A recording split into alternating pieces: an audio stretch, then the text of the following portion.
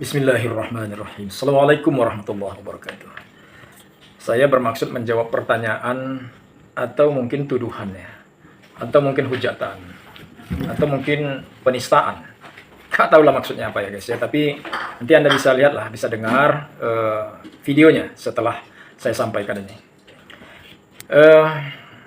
Sebenarnya bukan cuma dia, ada juga orang lain yang hampir mengatakan hal yang sama, yaitu mereka mengatakan umat Islam ini nyembah batu.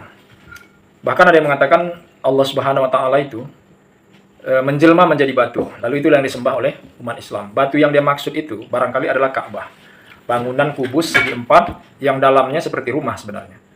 Nah, oke, sekarang saya jawab ya guys ya. Pertama, sejak zaman Nabi Adam ya, ada satu literatur yang saya baca bahwa yang membangun pondasi, meletakkan tempat di mana Ka'bah itu didirikan itu adalah Nabi Adam.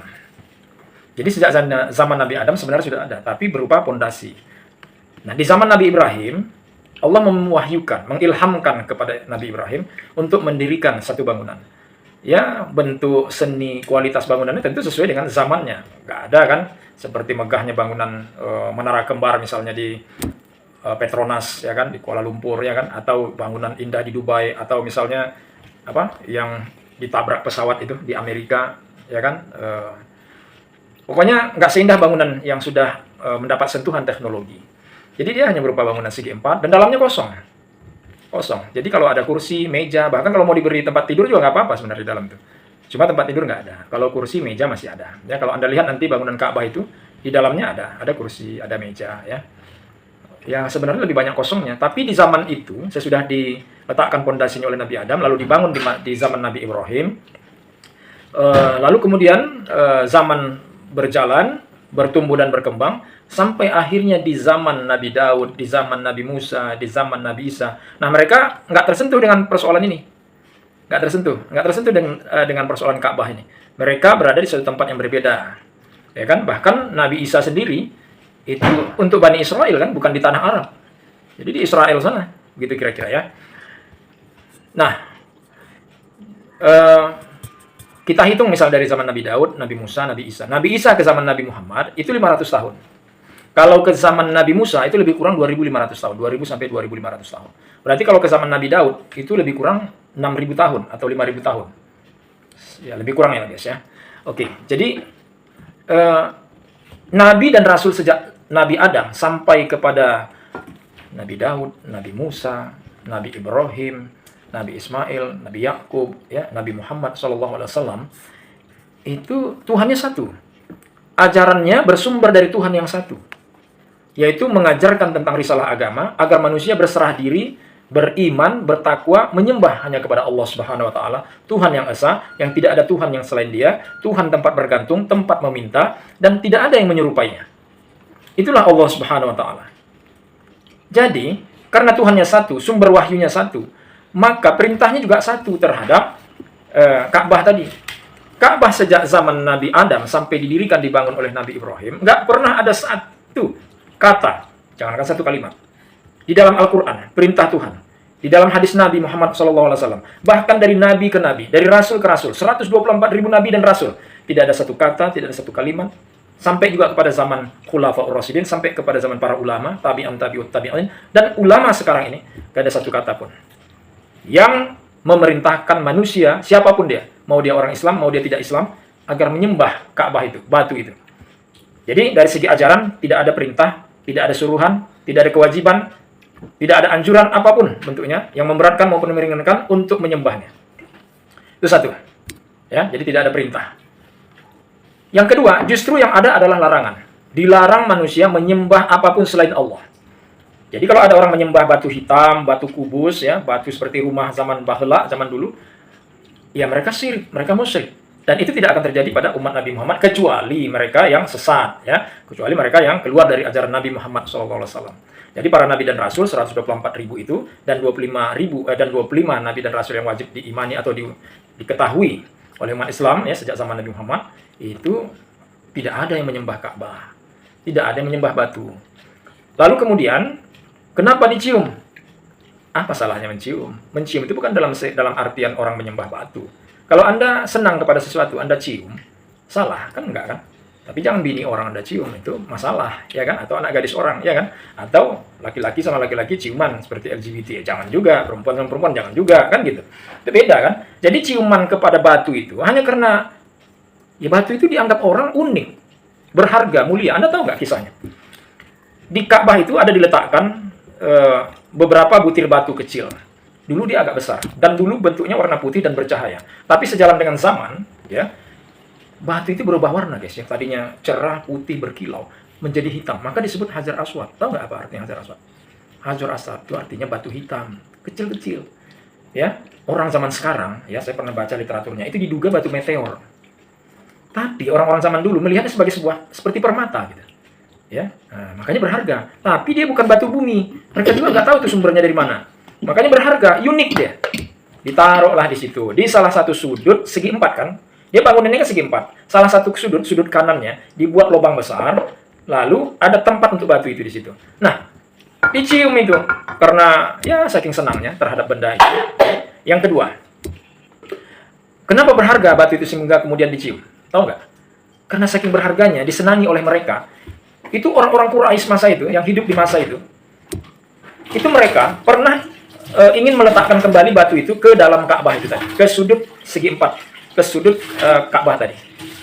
Dia kan segi 4 kan, salah satu sudutnya, bagian luar ya, itu mau ditaruh batu tadi. Nah, tahu nggak kalian apa yang terjadi? Ternyata untuk memutuskan itu mereka nggak bisa. Kamilah yang menaruhkan, kami lebih berhak, kami lebih mulia, kami lebih besar, kami lebih kuat. Yang lain juga bilang begitu. Kalau kalian nggak bisa, ya bagaimana? Kita nggak setuju kalau kalian yang taruh. Ya, artinya hampir saja terjadi tindak kekerasan atau perkelahian antar kabilah, antar kelompok, antar suku. Tapi akhirnya Tuhan mengilhamkan. Ya, di antara mereka ada yang mengatakan, bagaimana kalau kita minta seseorang untuk menaruhkannya di luar kita? Karena kita semua merasa paling berhak untuk menaruhkan batu hitam ini ke Ka'bah. Bagaimana caranya? Begini, jika nanti dari sudut sana ada orang yang datang, laki-laki, dan dia adalah seorang yang istimewa, bukan orang sembarangan, maka dialah yang akan kita minta untuk menaruhkan batu ini ke tempatnya, ke Ka'bah itu. Semua pandang-pandangan. Benar juga nih usulan. Ide lu cerdas, kira-kira gitu guys ya. Tapi siapa yang datang? Kita tunggu saja. Yang pasti kan bukan kita. Oke. Entah bagaimana guys, memang qadarullah. Entah bagaimana, tahu-tahu dari kejauhan itu ada orang yang datang. Mendekat, mereka susul. Ternyata Anda tahu siapa? Nabi Muhammad SAW. Ketika itu, mereka mendatangi dan mengatakan, menceritakanlah bagaimana persoalannya. Lalu kemudian Nabi Muhammad SAW mengambil sikap. Begini, kata Nabi. Berikan, di antara kalian, berikan kepada saya sorban. Sudah? Nah, sorban ini kalian pegang ujungnya masing-masing. Kalau segi 4, berarti ada 4 suku megang. Dan kalau ternyata lebih, suku-sukunya lebih dari 4, silahkan masing-masing memegang bagian-bagian daripada sorban ini. Mereka belum paham nih. Tapi sudah ada yang mulai senyum-senyum. Nah, ini kira-kira kan gitu guys ya. Oke, kemudian Nabi Muhammad apa yang dilakukannya? Ditaruhnya batu-batu Hajar Aswad tadi, batu-batu hitam tadi, ke atas atau ke dalam sorban yang dibentangkan, yang dipegang oleh para ketua-ketua suku tadi. Hampir tidak ada lagi sudut, bahkan sisi-sisi yang 4 segi tadi, dari sorban itu yang tersisa, karena semua ikut memegang. Ternyata banyak suku-sukunya guys. Sekarang kata Rasulullah, kalian angkat, bawa ke Ka'bah, dekatkan, lalu semua tangan memegang dari bawah dan menaruhkannya ke dalam lubang itu segi 4 ya, bagian luarnya kan menjadi sudut, ya kan? Nah itu tapi di situ ada lubang, nah masukkan ke sana. Mereka bilang cerdas Muhammad. Wah, makanya Nabi Muhammad itu kan bergelar Fatona ya, yang cerdas. Nah, jadi itulah yang membuat salah satu ya yang membuat kita mengerti kenapa Ka'bah itu dimuliakan. Ya, karena memang sejarahnya itu adalah bangunan yang diperintahkan oleh Allah Subhanahu wa taala kepada Nabi Adam untuk dibangun. Nah, Nabi Adam cuma bisa membangun fondasinya dan sebenarnya dia sudah beberapa kali dibangun, guys. Sudah beberapa kali dibangun, cuma ada kena banjir, ada kena badai debu, ya karena termakan zaman, rusak. Sudah beberapa kali dibangun itu. Ya. Jadi ada sejarah yang berharga bagi mereka dan nah, kalian jangan salah. Ketika risalah terputus karena jarak kenabian ini kan Memang ada dalam satu zaman Nabi itu hidup bersama, misalnya Nabi Ibrahim, Nabi Yakub, Nabi Ismail. Satu zaman. Karena mereka berdua ini anak Nabi Ibrahim. Ya kan? Nah, jadi guys ya. Tapi ada Nabi itu cuma sendiri dia. Ke zaman Nabi berikutnya itu ratusan tahun. Jadi terputus risalah ini. Ketika terputus risalah, orang kembali tergoda oleh pikiran jahilnya dan oleh godaan setan untuk kemudian menjadi musyrik. Apa musyrik? Selain dia mengakui Allah sebagai Tuhan, tapi dia juga menyembah benda-benda yang lain yang dia anggap juga punya kekuatan. Jadi seperti Tuhan. Nah, mereka bentuk dalam bentuk patung macam-macam. Di mana mereka taruh? Ditaruh di Ka'bah. Karena di Ka'bah ini nggak ada yang bisa melarang. Kalau yang sudah menaruh itu ketua-ketua suku, orang-orang berpengaruh. Ada ditaruh di dalam Ka'bah, ada ditaruh di luar Ka'bah. Ka'bah sejatinya sendiri tidak disembah. Ka'bah itu nggak disembah, jangan salah ya. Ka'bah itu tidak disembah oleh orang-orang Quraisy itu.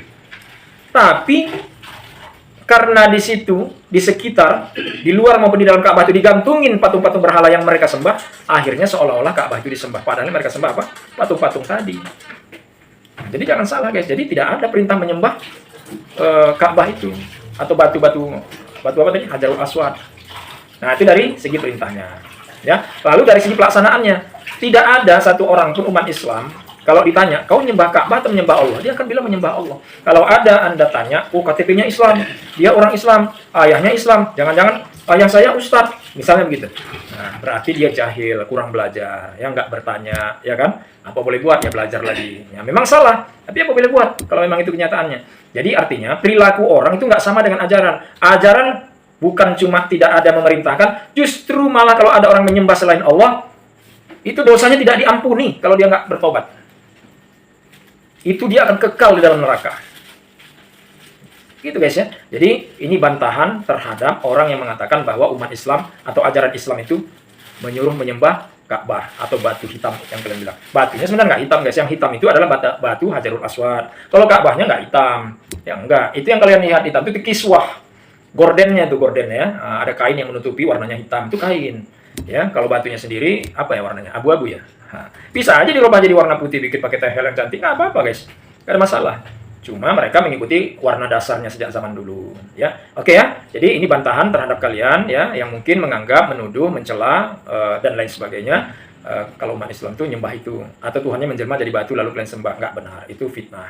Ya, semoga itu bukan fitnah. Mudah-mudahan itu hanya kekeliruan kalian saja. Tapi jangan berlanjut menjadi penistaan dan fitnah. Karena ada konsekuensi hukumnya guys ya. Baik hukum Indonesia maupun hukum dari segi agama Islam. Kalau dalam agama Islam guys, kalau Islam ini dihina, tahu nggak kalian apa hukumannya?